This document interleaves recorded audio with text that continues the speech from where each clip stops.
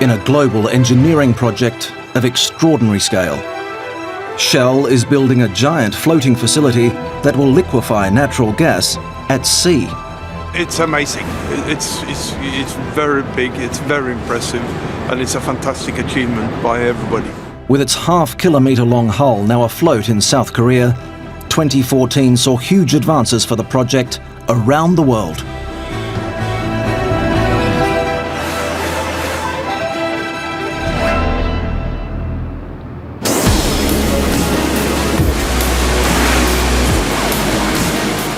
In Spain, brute strength and searing heat form the mooring chains that will hold Prelude in position.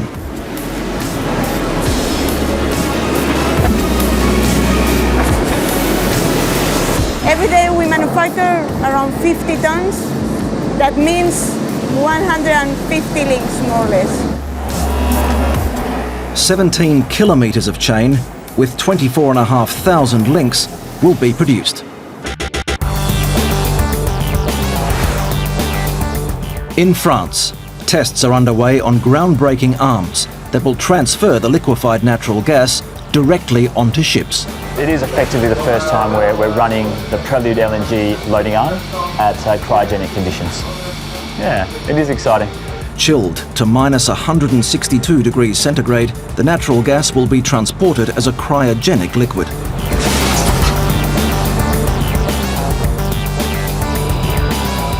Good result. Very happy. The first of many safety tests succeeds.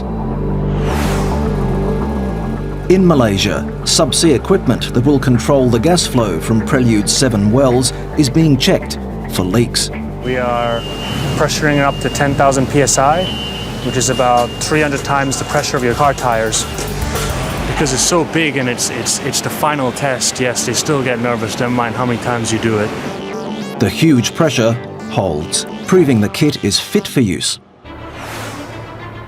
In South Korea, the installation of a pipe network 450 kilometers long is well underway. Looks like a human body full of arteries and veins with blood flowing in between. There are more than 450,000 piping components to connect. Across the shipyard, one of the vast storage tanks is about to receive a pump tower. This will take its liquefied gas up to deck for offloading.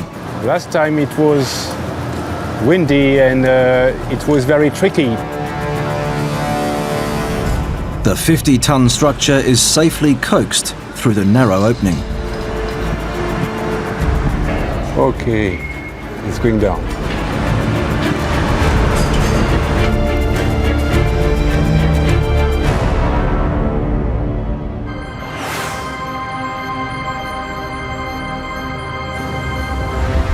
In Dubai, part of the 30-story turret, which allows Prelude to weather vane, is ready to set sail for South Korea.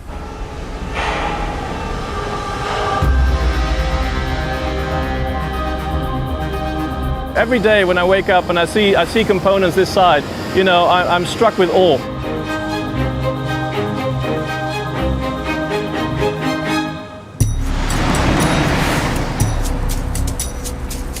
In Australia, construction finishes on the onshore supply base. Well done, mate. Thank you very much. Everything required to support Prelude's remote location 200 kilometres from shore will be shipped from here. The warehouse is completely empty now, but within a week things will start coming in.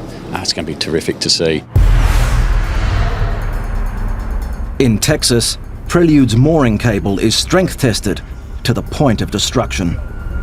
This wire rope is the biggest mooring wire rope that has ever been brake load tested. So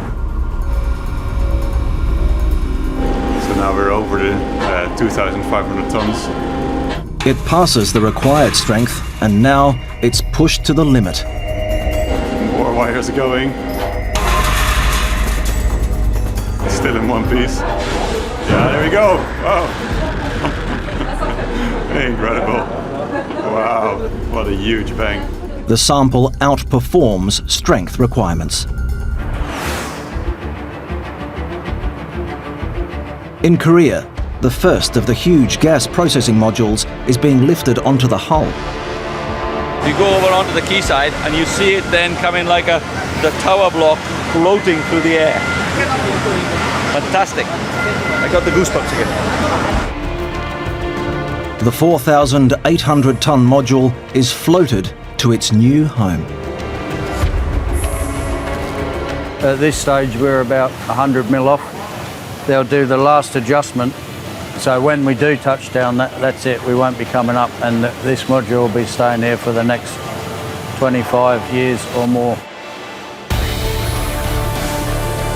Well done, Mr. Lee. Thank you very much. 100%. Yeah. 100%.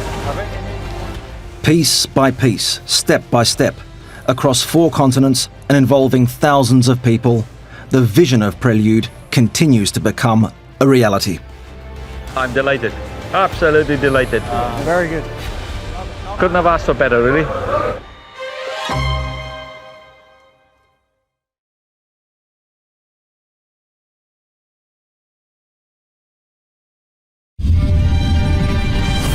Far off the coast of Western Australia, deep beneath the ocean, lies a remote reserve of natural gas. But reaching it has been considered too challenging. Until now. So Shell has embarked on what it calls the Prelude project. Instead of piping gas to land, Shell will liquefy natural gas at sea. And here at the Samsung shipyard in South Korea, the vision is becoming a reality. As the idea turned to steel, The journey begins because we're going to build the floating energy facility. the steel turned to blocks, Think of it as Lego. Lots of these blocks being put together. It's huge. and the blocks turned into the hull. The success of this project's in our hands at the end of the day. Now the team is preparing for its greatest test yet. It's time to launch the biggest hull ever sent to sea. Willie Gray is getting ready to make history. In less than 24 hours, his team will float a hull measuring nearly half a kilometre long and weighing more than 200,000 tonnes. It's a moment that's been years in the planning, but they will have just 2 hours to make it happen. So we have from 7 a.m. till about 8:45 is the tidal window. So it's quite short actually, and if we don't achieve it then, the next one is in the evening, but that's in total darkness, and we have to wait until the following morning again. So everything's geared up to meet that key timing on Saturday morning. During that time, the hull will be navigated across the harbour, where the next stage of construction awaits. So it's a great day, and of course for any Scotsman, it's St Andrew's Day, so we absolutely have to meet that target.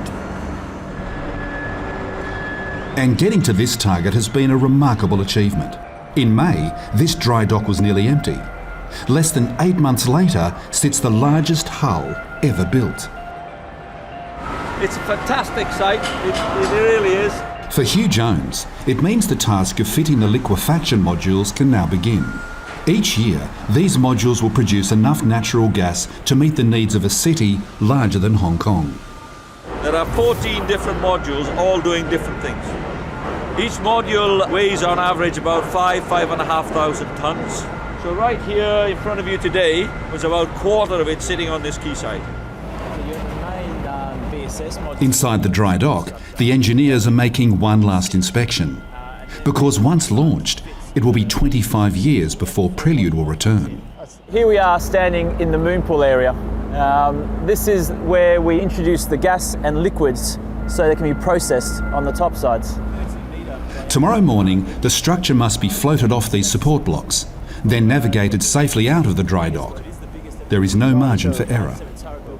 This draft, 80 centimetres, it's not very much, it's tight, but we're in good hands. No one's nervous. We're in good hands. SHI are experts at this. This is what they do.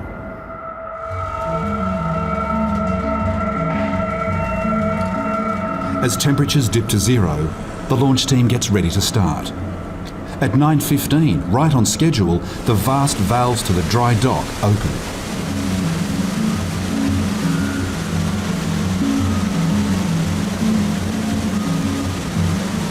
And Willie Gray is watching closely. Well, it's now 20 to 11 at night, and we commenced filling the dock actually at 9:15. There's 60 persons on board that have been positioned at strategic locations. That's a precautionary measure. We're expecting to commence floating sometime around about 1 to 1:30 tomorrow morning, and at 7 o'clock when it comes first light, we should commence to tow out from the dock. In the early hours of the morning, Prelude starts to float.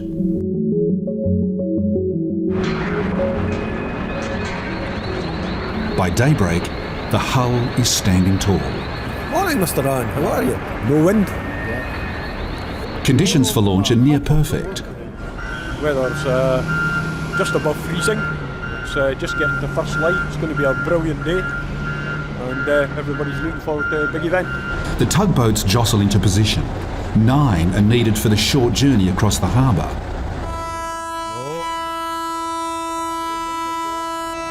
And with that sound, Prelude slips out of the dry dock.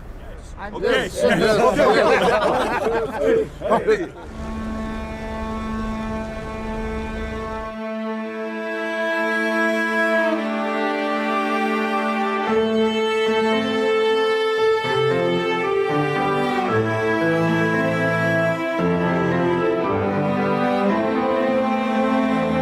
Amazing. It's very big, it's very impressive, and it's a fantastic achievement by everybody. Fantastic, amazing, unbelievable. We made it. We are very proud of that. Yes. And we can say it in French. Fantastic. It's a special moment for the Prelude team, and there to witness is a crowd of nearly 500 people. All the families of Shell and of Technip here as well. They've all come to Korea. You know, it's a big step for them to be working here too, and for them to be part of this great event is absolutely fantastic. It's really great to have that. You forget this? Will you forget this? It's absolutely fantastic. Unbelievable. By the time we put our modules on, it's going to be higher than our accommodation block, the whole length.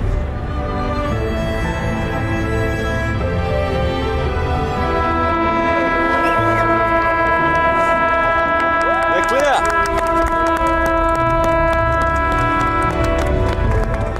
After 18 million hours of design and development, including 14 months in construction, Prelude slides gracefully across the water.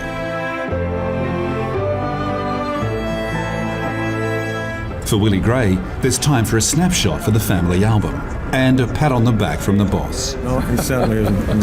Well done, mate. I'm really proud of you. Yeah. Today, they can celebrate, but tomorrow, it's back to work. Because once moored, a whole new phase of the project is about to begin.